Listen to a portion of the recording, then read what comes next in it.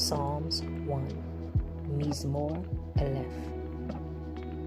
Happy is the man who does not walk in the advice of the wicked, nor does he stand in the way of sinners, nor does he sit in the assembly of mockers.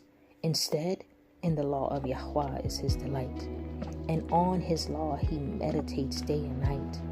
And so he is like a tree, planted by streams of water, that gives its fruit in its season.